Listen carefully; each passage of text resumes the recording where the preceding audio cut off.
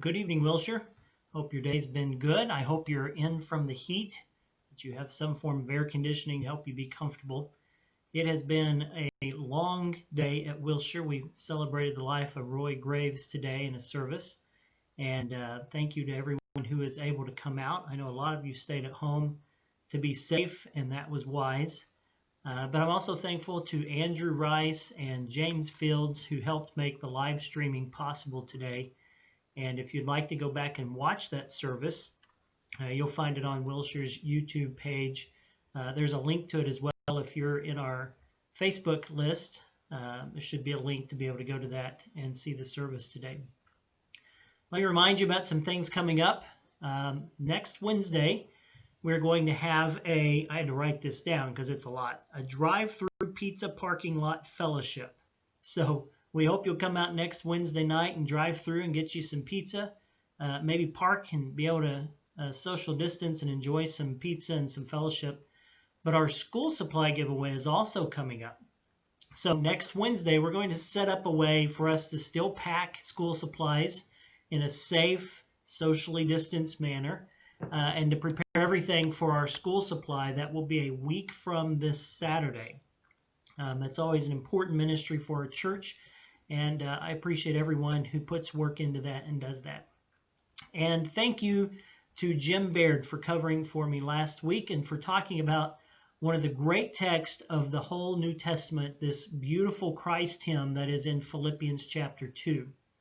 Tonight, I want to talk about a text that it's tempting to skip. In fact, there are two parts of this text that are tempting to skip. One because of the theological questions people have asked, and one, quite frankly, because of the personal struggle in trying to be faithful to the text. I'm talking about Philippians chapter 2, beginning in verse 12. Jim walked us through this wonderful hymn about Jesus leaving heaven. He could have held on to his position, held on to his equality with God, but he was willing to pour himself out, to empty himself, and to come all the way from heaven, all the way down to a slave, and even to death. And Paul tells that story or reminds them of this hymn because he's saying that's what we are as the church. If we consider each other more highly than ourselves, if we live out who Jesus was and model our life after Jesus, that's how we are different in this world. That's how our citizenship in the kingdom looks different than our citizenship in Rome. See, there in chapter 1 and verse 27, he uses that citizenship language about living in a worthy way. Well, you hit chapter 2 and he says, this is what that looks like. This is what that means. Then he comes to verse 12. See if these texts sound familiar. Therefore, my beloved, just as you have always obeyed, not only in my presence, but much more now in my absence, work out your own salvation with fear and trembling. For it is God who is at work in you, enabling you both to will and to work for his good pleasure. Do all things without murmuring or arguing, so that you may be blameless and innocent, children of God without blemish in the midst of a crooked and perverse generation, in which you shine like stars in the world. Well, those two texts, or those statements in this text have generated a lot of controversy and debate. That first one where Paul says, work out your own salvation. Well, that sounds kind of contradictory to a lot of other things Paul says. You know, it's also Paul who in the book of Romans says it's not by works that we're saved. Or in the book of Ephesians, chapter 2 and verse 8, for by grace are you saved through faith, not of works, lest any man should boast. And so you're reading along in Philippians and you come across this statement where Paul says, now you work out your own salvation. Well, that seems puzzling. Theologically, that's kind of a challenge. But practically, the next thing he says is, do everything without complaining or murmuring. Boy, if you could just take an X-Acto knife and cut out one verse of the Bible, that one, it's tempting to throw that one out, isn't it? Unless, of course, you read it in context and realize what God is calling us to. When Paul says, work out your own salvation, It's God that's working in us. He told them that back in chapter 1. I know that God who began a good work in you will complete it. He says that in chapter 2, that God is working in us. And he says, now you work out, you live out your salvation. You be Jesus to the people around you. That's how we live out the meaning of our salvation. He's not saying somehow we earn enough that we incur a debt that God owes us. He's saying if you truly are citizens of the kingdom of heaven, live that out, work that out. That's what salvation looks like practically. And one of the ways we do that is don't murmur or complain. He's looking back to the Old Testament story of Israel. You remember that story? God delivers them from Egypt. They march across the Red Sea, and it's not long before they complain to Moses, you just drug us out here to kill us. And they come, even before crossing the Red Sea, they complain to Moses, there's no way we're going to cross. You're just going to get us killed out here. And time after time after time, Israel complains and they murmur about the work of God he's doing in their lives. It's not enough for them. They don't like it. You see, murmuring and complaining are done when I don't get my way. When things don't go the way I want them to. That was Israel's problem. They wanted the comforts of the promised land immediately. They didn't want to spend time in the desert. They didn't want to spend time at Mount Sinai listening and waiting for God. They wanted to go from slavery to salvation with no struggle in between. And so they murmured and they complained. And by doing that, Moses called them a perverse generation. Now the opposite is called for in Philippians. Paul says, here's the mind of Jesus. He didn't think of himself. He gave up his position in heaven for you.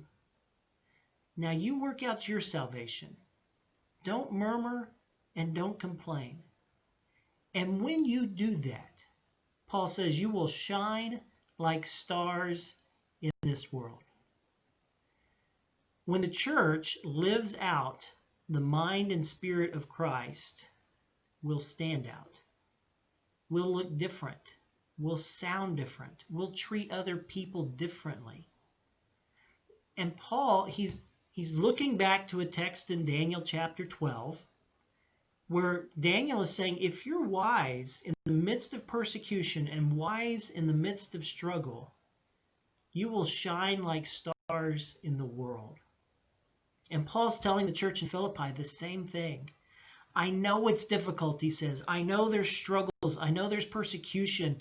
And I know it's tempting to turn on each other, but you cannot do that. You are the people of God who embody the story of Jesus leaving heaven, coming to earth, dying for others, and being raised in glory. And if you work out your salvation by living like Jesus, you'll be different. You won't be the perverse generation. You'll be the stars shining in the darkness of that generation. We have every opportunity to shine like stars today. When we read Facebook and we're tempted to comment, when we engage in conversations and we're tempted to fight back, when we see other people suffering or struggling or outcast, if we react differently and we react with the mind of Jesus, people will notice. We cannot let the voice of the church, we cannot let our voice be drowned out by sounding like every voice around us. And Paul is calling the church in Philippi to be different, to be distinct, to be Christ-like. And one of the things I love about this chapter is that he concludes it by giving us two examples of people who do that. When I was studying ministry and preaching, Dr. Stafford North used to always say, after you tell them what needs to be done, show them someone doing that. Well, look at how Paul finishes Philippians chapter 2. He gives two illustrations. Verse 19. I hope in the Lord Jesus to send Timothy to you soon, so that I may be cheered by news of you, I have no one like him who will be genuinely concerned for your welfare. All of them who are seeking their own interests, not those of Jesus Christ. Paul contrasts Timothy with the other people who are concerned about themselves. Paul says, I'm concerned about you, and I'm sending Timothy to check in on you, and Timothy is concerned about you. You see, Timothy is embodying the mind of Jesus. It's probably not convenient for Timothy to make that journey, probably not convenient for Timothy to spend that time away, probably not convenient for Timothy to do what Paul's asking him to do. But Paul says, you know what? He's more concerned about you than he is himself. Those other people seek their own interest, but not Timothy. And I want to send Timothy to you. There's a second illustration. Paul says, verse 25, I think it necessary to send to you Epaphroditus, my brother and co-worker and fellow soldier, your messenger and minister to my need. For he has been longing for all of you and has been distressed because of you. You heard that he was ill. He was so ill that he nearly died, but God had mercy on him. And not only on him, but on me also, so that I would not have one sorrow after another. I am the more eager to send him, therefore, in order that you may rejoice at seeing him again, and I may be less anxious. Welcome him then in the Lord with all joy, and honor such people, because he came close to death for the work of Christ, risking his life to make up for the service that you could not give me. See, Epaphroditus was someone the Philippian church had sent to check in on Paul. And while Epaphroditus was there, he almost died. And yet Paul says he was willing to risk his life for me and for the church. You see, those are two examples of people living out the mind of Christ. Timothy, who Paul says is no one more like-minded, who concerned for you above himself, and Epaphroditus, who is willing to die. Now, there's a subtle message in this as well. Back in chapter 1, when Paul says, for me to live is Christ, and to die is gain, Paul's saying, it's in my best interest to die and be with Jesus. But if I should live, that's not necessarily in my best interest, it's in your best interest.